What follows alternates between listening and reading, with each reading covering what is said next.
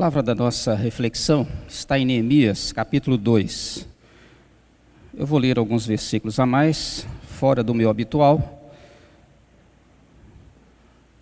Vamos ler do versículo 1 ao versículo 20. Eu vou fazer uso da Nova Versão Internacional. Neemias, capítulo 2, versos 1 a 20. A palavra vai dizer assim: No mês de Nisã, do 20º ano do rei Artaxerxes, na hora de servir-lhe o vinho, levei-o ao rei. Nunca antes eu tinha estado triste na presença dele. Por isso o rei me perguntou: por que o seu rosto parece tão triste se você não está doente? Essa tristeza só pode ser do coração. Com muito medo, eu disse ao rei: que o rei viva para sempre. Como não estaria triste o meu rosto se a cidade em que estão sepultados os meus pais está em ruínas e as suas portas foram destruídas pelo fogo? O rei me disse: o que você gostaria de pedir? Então orei ao Deus dos céus. E respondi ao rei: se for do agrado do rei, e se o seu servo puder contar com a sua benevolência, que ele me deixe ir à cidade onde meus pais estão enterrados em Judá, para que eu possa reconstruí-la. Então o rei, estando presente a rainha, sentada ao seu lado, perguntou-me: quanto tempo levará a viagem? Quando você voltará? Marquei um prazo com o rei e ele concordou que eu fosse. A seguir, acrescentei: se for do agrado do rei, eu poderia levar cartas do rei aos governadores do Trans-Eufrates, para que me deixem passar até chegar a Judá. E também uma carta para Asaf, guarda da floresta do rei, para que ele me forneça madeira para as portas da cidadela, que fica junto ao templo, para os muros da cidade e para a residência que irei ocupar. Visto que a bondosa mão de Deus estava sobre mim, o rei atendeu os meus pedidos. Com isso, fui aos governadores do Trans-Eufrates e lhes entreguei as cartas do rei. Acompanhou-me uma escolta de oficiais do exército de cavaleiros que o rei enviou comigo. Sambalate, o horonita, e Tobias, o oficial amonita, ficaram muito irritados quando viram que havia gente interessada no bem dos israelitas.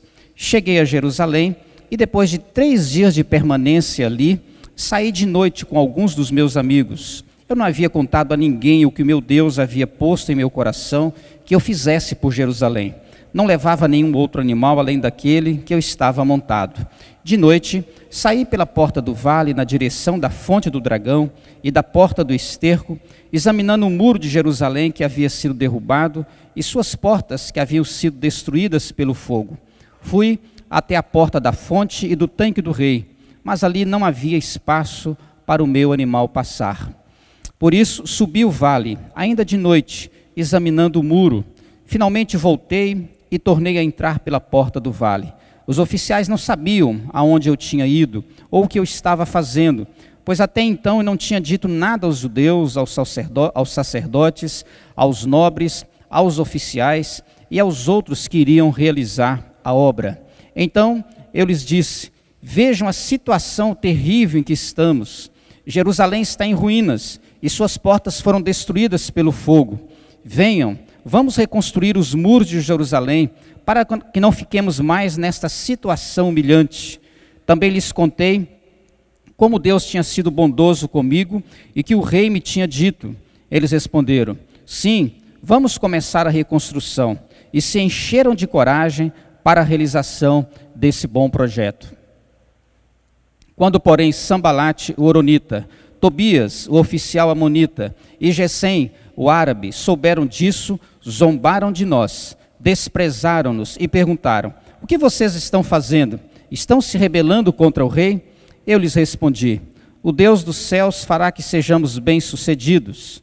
Nós, os seus servos, começaremos a reconstrução, mas no que lhes diz respeito, vocês não têm parte nem direito legal sobre Jerusalém, e em sua história não há nada de memorável que favoreça vocês. Palavra do livro de Neemias, no capítulo 2, versículos 1 a 20. Até onde vai a determinação de um homem? Eu quero resumidamente contar a história que é encontrada aí na internet, em vídeos, em escritos, de Soichiro Honda, né, que nós conhecemos hoje o veículo e as motos que ele inventou.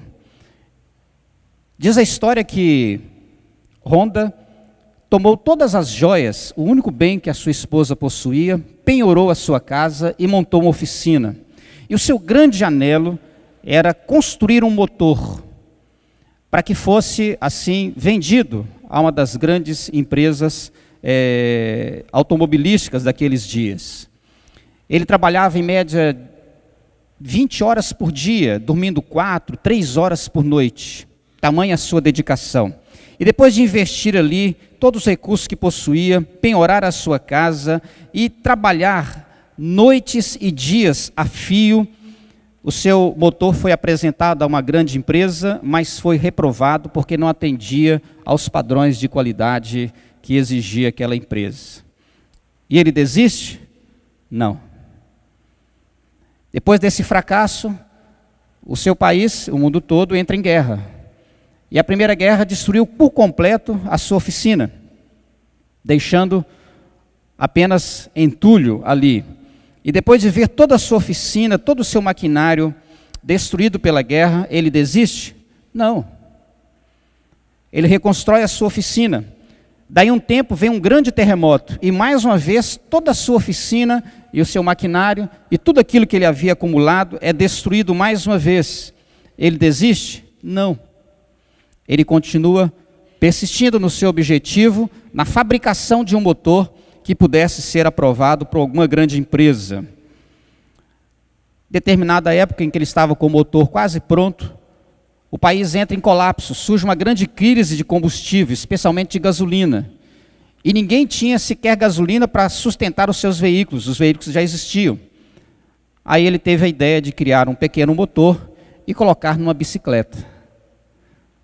Como ninguém saía de carro, porque estavam todos sem gasolina, e ele inventou essa bicicleta com motor, e ele podia rodar muito tempo, gastando pouca gasolina, não é? Mas as pessoas, quando viram aquela bicicleta motorizada, ficaram impressionadas, e todos queriam fazer a encomenda. Daí surgiu a moto Honda. Depois de muito sofrimento, de muita luta, as pessoas foram tocadas, sensibilizadas com a sua invenção. E hoje ele tem uma das maiores indústrias automobilísticas do mundo. Um homem que não desistiu, que persistiu diante do seu propósito. Neemias significa aquele que é confortado por Deus. E é interessante que no capítulo 1, Neemias recebe a notícia do seu irmão de que a cidade de Jerusalém estava completamente desolada e destruída. E naqueles tempos, destruir uma capital, uma cidade, polo, era algo que ia muito além de uma mera destruição civil de prédios e construções. Era o grande orgulho da nação. Uma cidade sem muros era uma cidade exposta à vergonha. E diz a passagem que este homem da tribo de Judá, que estava nestes dias em exílio na Pérsia, debaixo do domínio do rei Artaxerxes, ele pede então, depois de receber a notícia, a liberação do rei. E milagrosamente o rei o libera. A história vai dizer que Neemias ficou 12 anos reconstruindo Jerusalém, por volta disso. Quando ele chega em Jerusalém, ele dá um passeio na cidade e percebe a miséria que está à sua frente. E ele não só vai trabalhar na reconstrução dessa cidade, como ele se torna um tipo de governador, um tipo de juiz durante esses 2 anos. E nós temos aqui um homem, aos nossos olhos, decidido e determinado em seu propósito. Eu gostaria com isso de pensar com seu coração, determinação, a perseverança que o coração deve ter. Se eu e você não perseverarmos, nós não vamos chegar a lugar nenhum. E eu não estou me referindo à perseverança apenas na compra de um imóvel, na aquisição de um bem, num projeto acadêmico, de um relacionamento familiar, não apenas estas coisas que são fundamentais e importantes para nós, mas uma determinação e uma perseverança de permanecer em Deus, de usufruir daquilo que Deus tem para nos dar. Não existe ninguém capaz de nos encorajar mais, de ampliar as nossas forças, de alargar os nossos horizontes, de reanimar o nosso coração e fortalecer a nossa fé do que o nosso Deus.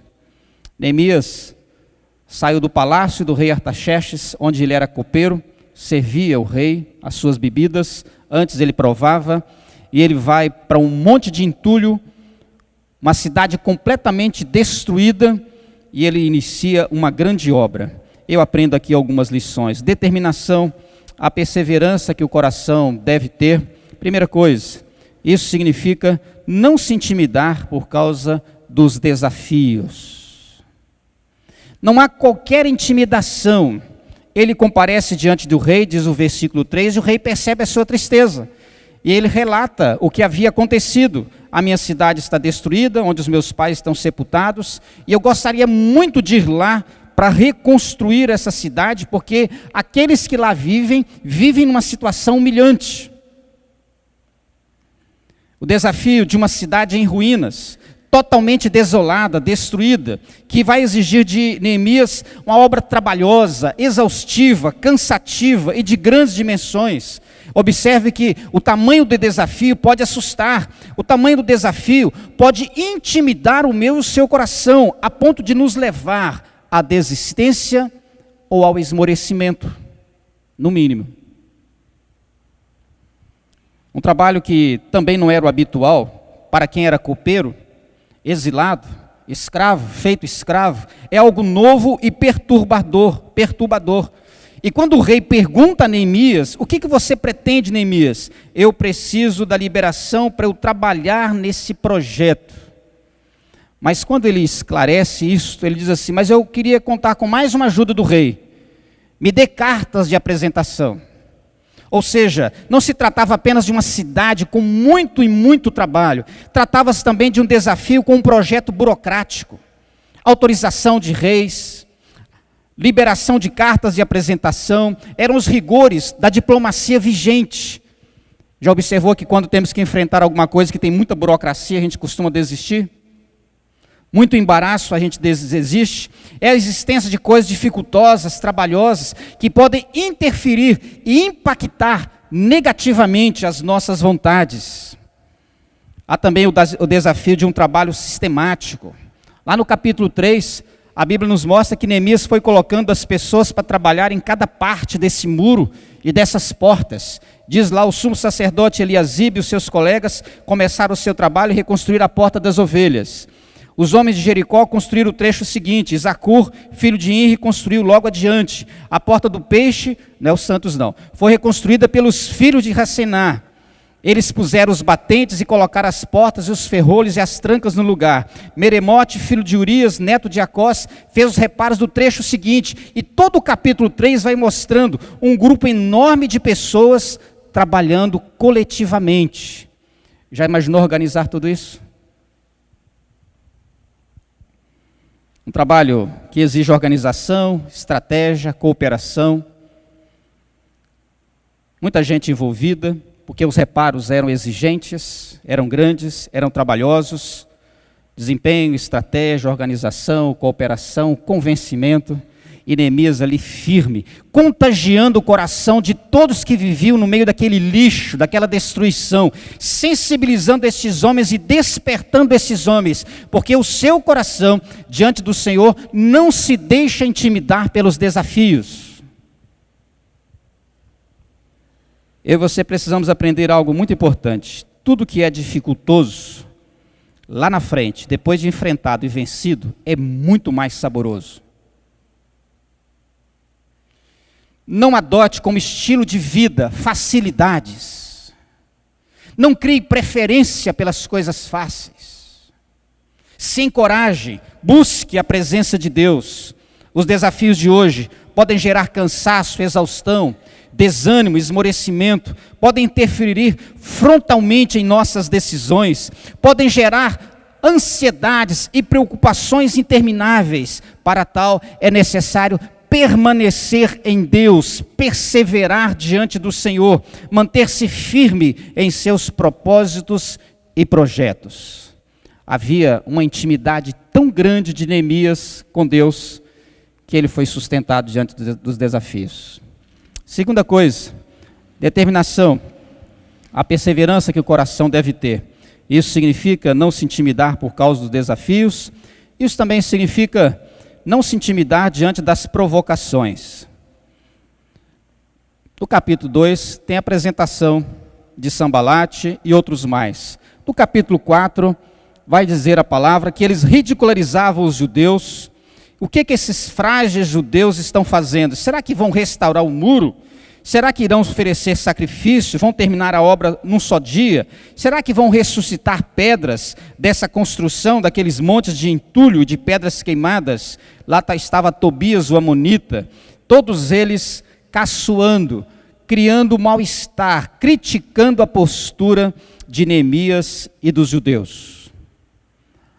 Eu e você precisamos aprender uma coisa muito importante. Todas as vezes que eu e você temos um propósito lícito e justo, especialmente se esse propósito lícito e justo está relacionado a Deus, nós vamos enfrentar oposições, críticas, provocações. Já que os desafios não foram suficientes para intimidar o coração de Neemias e dos seus, ele passa agora pela segunda prova. A presença de oposição e crítica é algo real, admissível, esperável em qualquer exercício, em qualquer atividade. Muito mais aquilo que eu e você tentamos construir na nossa relação com Deus. Tudo aquilo que pretendemos fazer diante de Deus enfrentará oposição, resistência e crítica. Mas o problema não está em si mesmo, na oposição e na crítica, mas em como essas experiências são tratadas.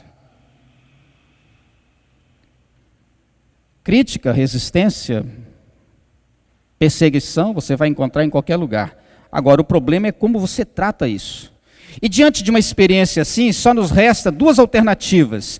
Ou resistimos às mesmas, buscando forças no Senhor, ou então nos rendemos e sucumbimos diante das mesmas. De uma certa maneira, ainda que afetado pelas críticas, Neemias fez a segunda opção, porque ele perseverou. E ele simplesmente, em sua perseverança, coloca a crítica em seu devido lugar, seja no desprezo, seja na resistência, seja na insistência ou na continuidade dos seus objetivos. Aí diz lá o verso 6 do capítulo 4, nesse mesmo tempo, nesse meio tempo, fomos reconstruindo o muro. Eles ficavam lá, falando, até que toda a extensão chegamos à metade da sua altura, pois o povo estava totalmente dedicado ao trabalho.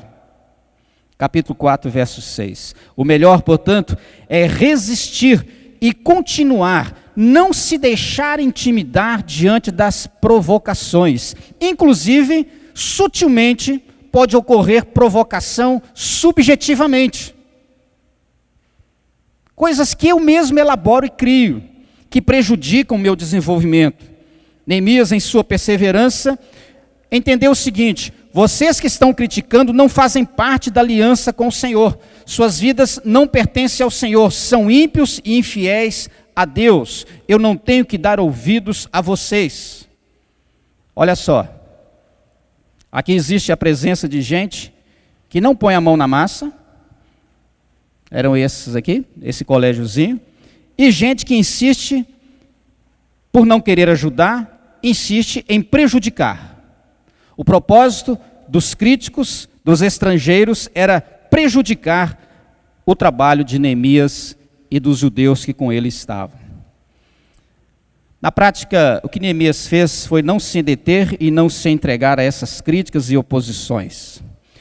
Porque na relação com Deus, ele já pôde perceber que estas coisas existem com o propósito específico, claro, nítido, de esmorecer o coração e impedir que você continue prosperando. Ele entendeu também que muitas dessas críticas e oposições, elas não vêm do Senhor. Não é algo espiritual, nesse sentido, de consolar, de fortalecer, de animar, não. É espiritual no sentido da malignidade que existe no coração do homem. Neemias não deu a mínima importância para a crítica recebida. As críticas muitas vezes querem entreter o nosso coração e desviar a sua vida, a minha vida, do foco, tirar a nossa atenção daquilo que é a prioridade da vida, a reconstrução. Quando Neemias reconstrói os muros, quando Neemias dispõe a reconstruir a cidade, ele na verdade está reconstruindo a relação de Jerusalém com o seu Deus. Determinação, a perseverança que o coração deve ter. Isso significa não se intimidar por causa dos desafios, isso significa não se intimidar diante das provocações, e isso significa não se esquecer da parceria do Senhor. Eu poderia ter colocado isso como carro-chefe, mas preferi colocar nesse terceiro degrau, mas com certeza o mais importante. Esse é o ensinamento mais importante. Durante os dias em que Neemias observa o desafio que tinha, durante os dias em que Neemias enfrenta as provocações, ele e seus colaboradores tinham a consciência do suporte, do apoio, da presença, da graça do Senhor.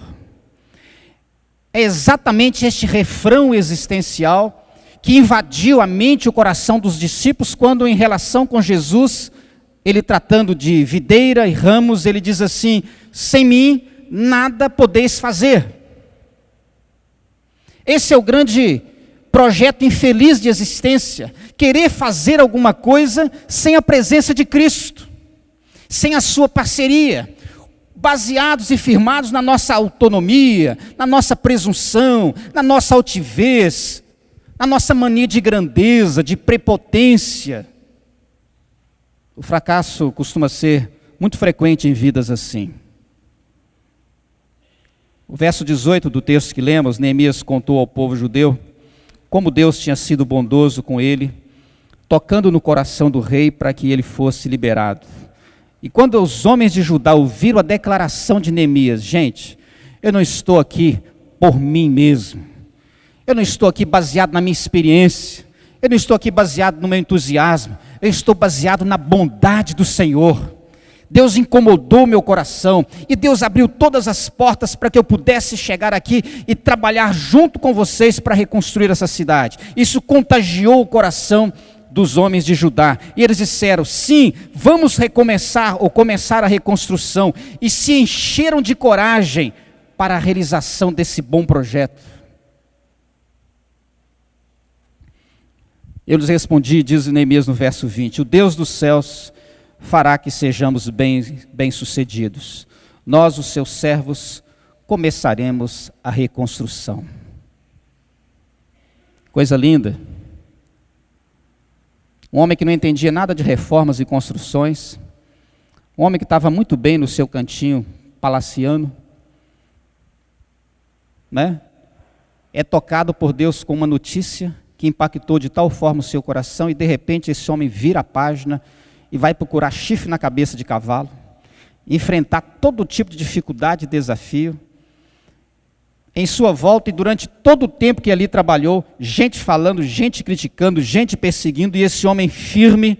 Mas aqui está a chave do sucesso desse homem, a certeza da parceria e da presença de Deus. Não comece qualquer projeto sem a certeza de que Deus estará à sua frente para dar suporte e direção. E observe, Deus precisa estar à frente. É você que precisa andar com Deus, não é fazer com que Deus ande com você, é diferente. Os grandes homens, as grandes personalidades andaram com Deus, não fez com que Deus andasse com eles. Neemias e seus ajudadores se movimentam nessa confiança da presença, da assistência do Senhor. Do lugar de onde ouvirem o som da trombeta, juntem-se a nós ali. E diz o verso 20, capítulo 4, o nosso Deus lutará por nós. As pessoas que trabalhavam reconstruindo os muros, em uma mão tinha uma arma, na outra a colher de pedreiro, ou quem sabe o carregador de pedra. Enquanto uma mão trabalhava, a outra estava armada. Eles viviam ameaçados pelos povos vizinhos, ameaçados pelos seus inimigos, mas eles se mantiveram firmes, na certeza que Deus estava ao seu lado, pelejando por eles. Para preservar num propósito, para perseverar num propósito, é preciso perseverar no Senhor. Talvez essa seja a grande fragilidade dos nossos sonhos, objetivos e propósitos. Nós não refletimos muito sobre a presença e assistência de Deus. Perseverar significa crer que temos como garantia a renovação de forças. A presença de Deus é suficiente para renovar o meu coração e o seu coração, não importa o desafio, não importa as provocações e não importa qualquer tipo de trabalho. Ao perseverar, aquele que crê experimentará dos resultados que ele tanto almeja. Diz o verso 15 do capítulo 6, que o muro ficou pronto no 25º dia de Elu, em 52 dias.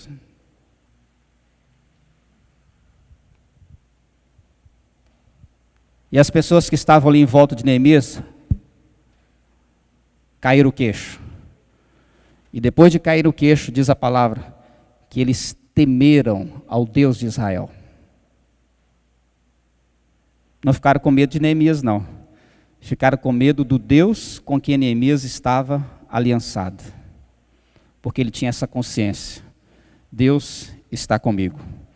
Os muros ficam prontos em 52 dias, os opositores temem e se intimidam diante do sucesso de Neemias, e a reconstrução é feita. Agora tem festa, tem alegria, depois de um prolongado tempo de sofrimento, ao retorno do orgulho, da dignidade de uma nação, nós não estamos mais jogados e desprotegidos. A gratidão pela realização daquilo que aos olhos de muitos era impossível, mas diante de Deus não é impossível, muito pelo contrário, é a manifestação dos inúmeros milagres ocorridos em função da assistência, do apoio, da aliança, da presença e da parceria do Senhor.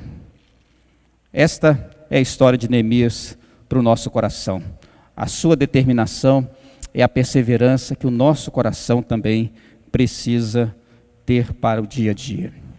Eu reflito mais uma vez sobre a história do nosso Soichiro Honda, dizendo algumas coisas importantes.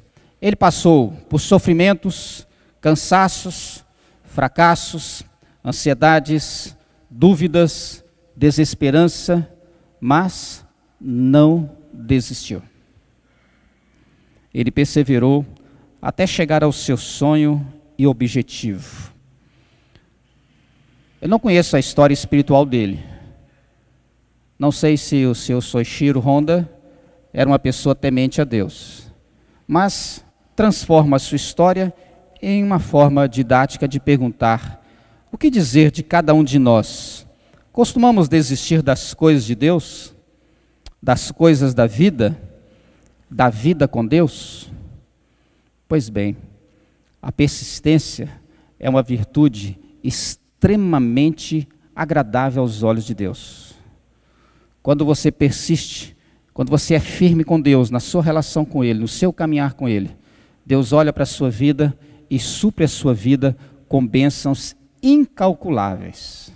Nem o maior esforço das suas mãos, das minhas mãos, são suficientes para dar a garantia de bom êxito em qualquer tipo de investimento. Mas onde há a bênção do Senhor, diz o salmista, há prosperidade. Portanto, persevere, fique firme, não abra mão da sua relação com Deus. E se você anda meio frouxo, irregular, vacilante, oscilante, trôpego, falho, frágil, fraco, decida-se, assuma um compromisso com Deus, persevere nele e prove da sua graça, da sua assistência, do seu amor e dos milagres que só Ele pode realizar. Que Deus assim nos abençoe. Amém.